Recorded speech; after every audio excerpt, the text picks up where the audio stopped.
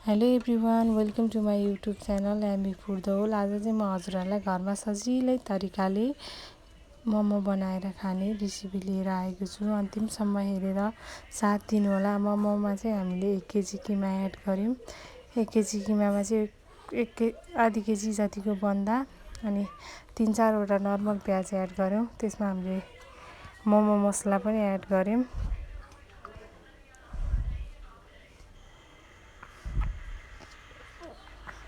मोमो मसला यसरी मजाले एड गर्ने।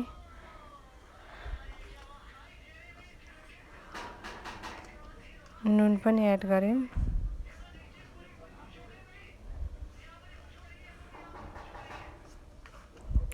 जिरा धनियाको धुलो पनि एड गऱ्यौँ। थोरै टेस्टको लागि चाहिँ मिठो हुन्छ यो किमामा जिरा मसलाको धुलो एड गर्दा चाहिँ। अनि तोरीको धुलो पनि एड गऱ्यौँ तताएर।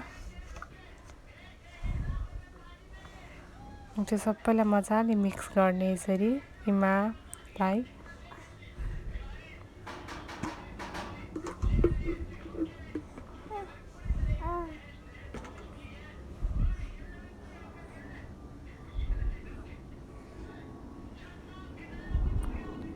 मजाले मिक्स गर्नुपर्छ किमालाई चाहिँ यसरी।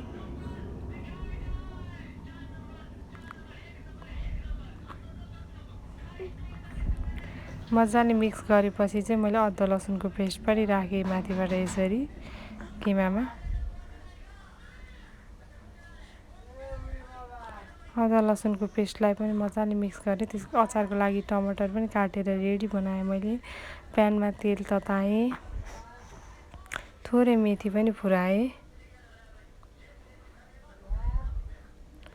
प्याजलाई रातो बनाएर फ्राई गर्ने।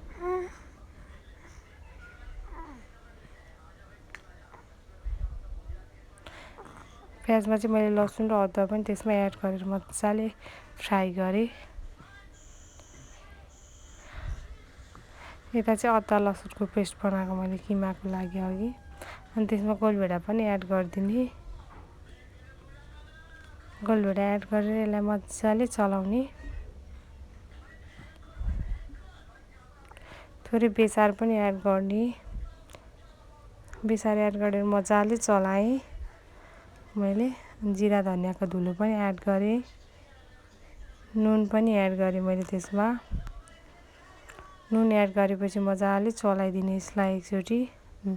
यतिको भइसकेको छ हाम्रो अचारको लागि चाहिँ यो टमाटर प्याज पेस्ट।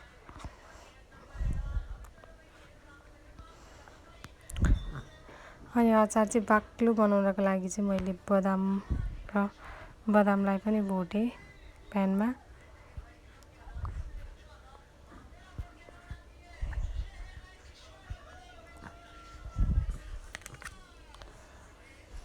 बदाम चाहिँ मजाले भुट्नुपर्छ, पाकेन भने चाहिँ त्यसको स्वाद नराम्रो आउँछ बदामको चाहिँ। अनि सेतो तिल पनि भुटेँ मैले अचारको लागि।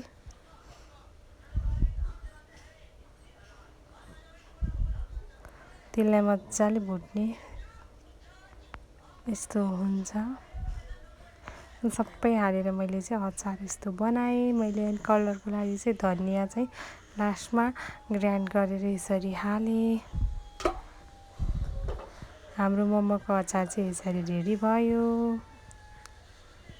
अनि मोमोको लागि चाहिँ पिठो यसरी बनाएर राखेको थियौँ हामीले 2-3 घन्टा अगाडि नै। यसरी मजाले गर्ने के अरे पिठोलाई यसरी मजाले बेल्नुपर्छ। पिठोलाई चाहिँ हामीले पातलो पातलो बनाउनुपर्छ, नत्र भने चाहिँ मोमो पाक्दैन। मस्त बेल्न सक्नुपर्छ पिठोलाई चाहिँ। अनि यसरी मोमोमा किमा हालेर हामीले यसरी र्याप गऱ्यौँ।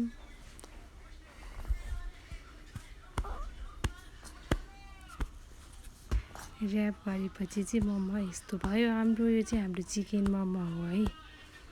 अनि मैले मोमोको लागि पानी तताइसकेको थिएँ, त्यसमा मोमो पनि राखिदिएँ।